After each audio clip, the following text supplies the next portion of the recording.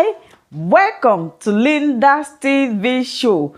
If it is your first time of stopping by or coming across my YouTube channel, you are highly welcome. This is the home of news. Please click on that red button that says subscribe. Beside the red button is a notification bell. Turn the bell on so that anytime I upload a new video, you will be the first person to check it out. And after watching the video, you are free to leave your comment constructively and tell me what you think about the video and the channel. As we hop into today's exciting video, let's watch this video together and come to the comment section to talk about it. There's a lot of lamentation about an Igbo man not being president, or how many are ministers, which ministries are yeye ministries, which ones are the good ministries. But really, for the 21st century, office holding is actually out of the window. And they were really thinking now and should be privileging ideas and knowledge. Something that I believe the Igbos have, in such huge quantities. But I will come speak to that at the end of my presentation. But just to say that I also find the Jewish people very fascinating, because even after losing everything, I was looking up the records. And perhaps outside Israel, I don't know where else anybody of Israeli descent is president or prime minister. And yet, you cannot move forward or backward in American politics without the influence of the Israeli lobby. So really, for me, the question is to square the circle and ask, what is the relationship between office and power? That theoretically, you can have office without power. And it is possible to have power without office. And I think for me, these are some of the issues that an extraordinarily endowed people like the Igbos should really be contesting. However, perhaps that is a conversation for another day. But when I looked up the list, I also discovered that, in Nigeria, the Igbos have done what, I don't know whether it has happened in any country. That is, they lost the war and then took over the narrative. Because everything there is to be said about Biafra or about the Civil War has been written by the Igbos. And there is, of course, there are those who have written a bit of faction and fiction. People like Eddie Iro, Chimamanda is a cross between faction and fiction. But again, when you look at people like Ben Bulli and others who actually dealt with very concrete historical realities to give interpretation to what really happened, I think a combination of these forces then suggests that perhaps, I think, as they say about history not being taught in Nigeria, I think we need to be looking at a slightly different template, because I looked at the facts and I found that the Jewish people, who constitute only a mere 14 million or 0.02% of the world population, have in the last 50 or so years, or more, well, perhaps more, 10 Nobel laureates in literature. 8 Jewish people have received the Nobel Peace Prize. A staggering 53 have received the Nobel Prize for Physics. 13 have received the Nobel Prize for Economics. And 44 have received the Nobel Prize for Medicine.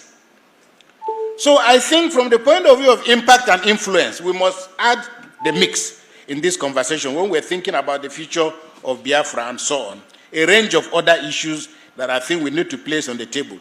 Now, I went through the book, and as I said, I don't want to repeat some of the things that have already been said.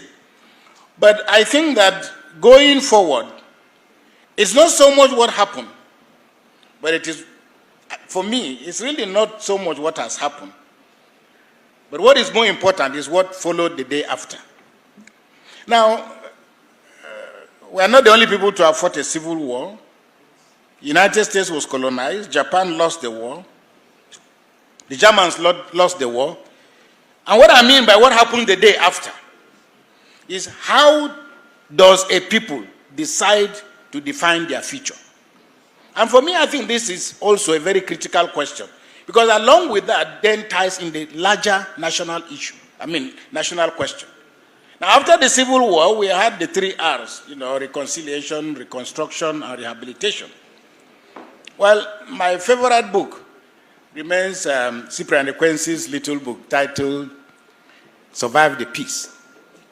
Or you can ask the question, how do you survive the peace? But Cyprian Ekwensi demonstrated quite eloquently in that little book, the fact that after the war, survival became a problem.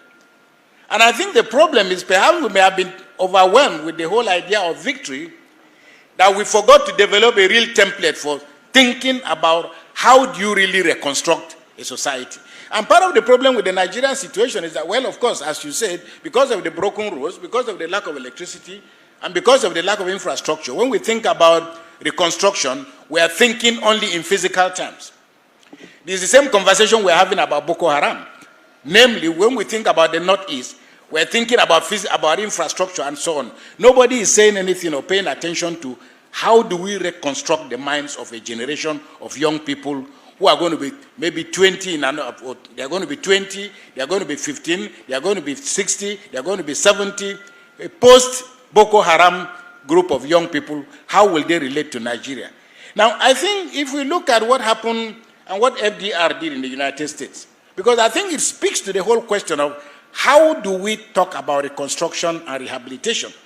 Namely, the whole idea, which I believe many of you here know more than myself, but when FDR decided to think about what will happen when these young Americans who have tested war and held a gun and seen death and seen survival and seen blood and seen injury, when they come back, what am I going to do with them?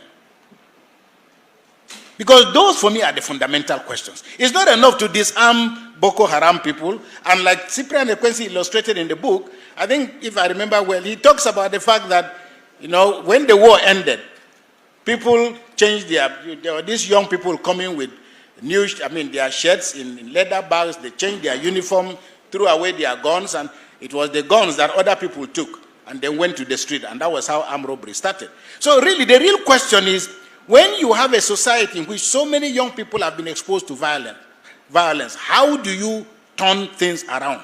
The reason is, I foresee that perhaps in another 20, 30, 40 years, we'll still be discussing these issues, perhaps at a slightly different level. But the GI Bill tried to deal with quite a few factors. Because FDR says, when these young people come, what am I going to do with them? Now, it offered people who had fought in the war low housing, it offered them loans, offered them an opportunity to go to school, and so on and so forth. And the result then was that within a 10, 15-year period, many people who fought in the war, a lot of people had managed, over 2 million people had managed to get education.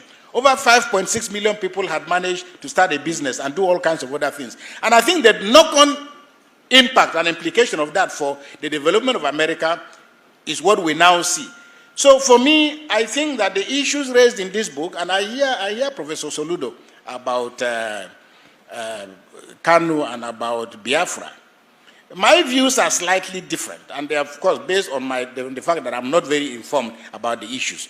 But I like the point he made, namely that if you have these people who are telling you, okay, let them go on, but I have so much luggage, I'm not about to pick this luggage and go back home.